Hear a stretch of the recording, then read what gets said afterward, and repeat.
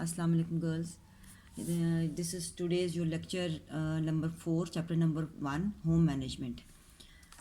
ये this hair Weaver ये आपका मैं आपको ये आपकी सहूलत के लिए ताकि आप परेशान ना हो जाएं, ये देखें आप यहाँ इसके कैटलॉग में जो लिखा हुआ है सारा का सारा चैप्टर नंबर 4 हैं चाइल्ड डेवलपमेंट के, जो हमने we have already finish them 1 2 3 4 ये वाले हमने I have already told you the chapter we have discuss this chapter in the class अब 2 3 एंड 4 ये लेक्चर्स मैंने I have given you in the last week. ठीक है, उसके बाद आपका नेक्स्ट पोर्शन स्टार्ट होता है that is called home management और इसका ये है चैप्टर नंबर 1, ये जो अब हम करने लगे हैं। और रिसोर्सेज का चैप्टर है chapter number 2। I have given the lecture of resources yesterday because that is a shorter chapter. और ये फर्स्ट चैप्टर जो आज हम करने लगे हैं this is a longer chapter, that's why don't get confused. ये इसकी वीडियो जो है ये 2 पार्ट्स में मैं आपको आज सेंड करूँगी।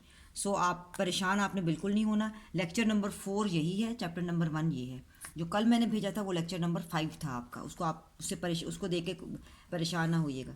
तो ये आपके पास होम मैनेजमेंट के चैप्टर्स हैं 7, these are the total 7 chapters और आर्ट एंड डिज़ाइन के ये 2 चैप्टर्स हैं।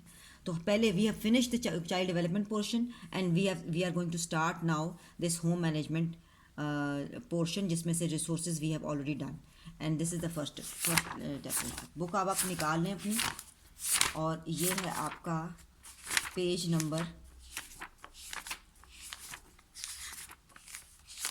ये वाला, ये यहाँ से स्टार्ट करना है आपने पेज नंबर 25 जी। होम मैनेजमेंट टॉपिक सबसे पहले जी होम मैनेजमेंट की डेफिनेशन कैसे कहते हैं, वो डेफिनेशन यहीं पे लिखी हुई है सारी।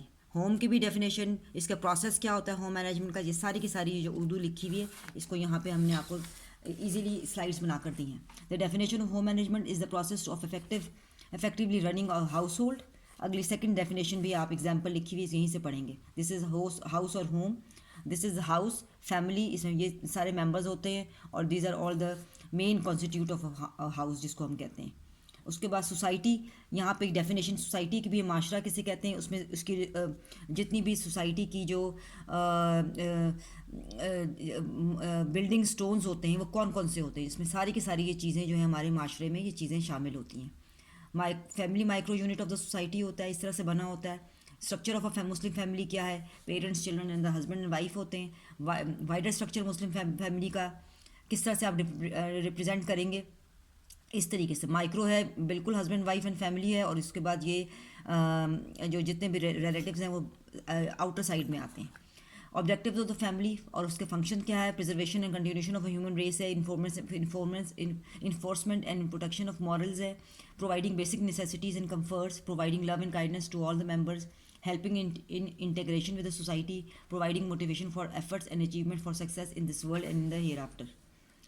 Role distribution between husband wife, ये दोनों रोल्स डिस्ट्रीब्यूट किए हुए हैं, यहाँ भी लिखा हुआ है इस बुक में भी आपका, और यहाँ भी मैंने स्लाइड्स बनाई हुई हैं। अब आपने ये खुद पढ़ना है यहाँ से, otherwise it is going to be too much. Critical role of a home क्या है, होम हमें क्या चीज़ प्रोवाइड कर, protect us from the physical harm, nurtures our growth, insulates us from stresses of the outside world है, enhances development of our individual potentials है। और इसका जो एक मॉरल जो हमें रोल है होम का, serve as an outlet for our creative self expression है, symbolizes status of the family और provides feeling of control over small segment of environment, help us to prepare successfully for internal life. Here is the responsibilities of a successful women, अगर वो आपकी mother जो हैं वो कोई working lady हैं या घर में भी हैं तो ये सारे के सारे ये these are all the process और the responsibilities of a women.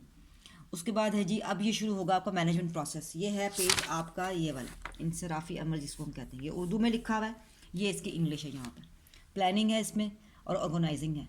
What are the main focal points, what are the main points of the planning, setting goals, establishing priorities, group activities है, that is called मशावरत। organizing का मतलब है dividing tasks according to abilities है, giving responsibilities and checking and coordinating। Continue करेंगे इसको हम implementing अलग point है, third one and the evaluating, यहाँ लिखा हुआ है देखें। प्लानिंग है, उसके बाद कंट्रोल एंड एक्शन है, और उसके बाद है क्रिटिकल इवेलुएशन। तो 4 पॉइंट्स हैं इसके, कंट्रोल एंड एक्शन, प्लानिंग, वो सारी की सारी यहाँ आपके सामने लिखा हुआ है, यहीं से आप इसको तैयार करें। What is the management wheel, सबसे पहले प्लानिंग आ गया, ऑर्गेनाइजिंग आ गया, इम्प्लीमेंटिंग आ गया एंड देन इवेलुएटिंग आ गया। एरियाज ऑफ मैनेजमेंट कौन कौन से हैं, these are all the medias कि एक होम से आपने सारी की सारी चीज़ें किस तरीके से मैनेज करनी है।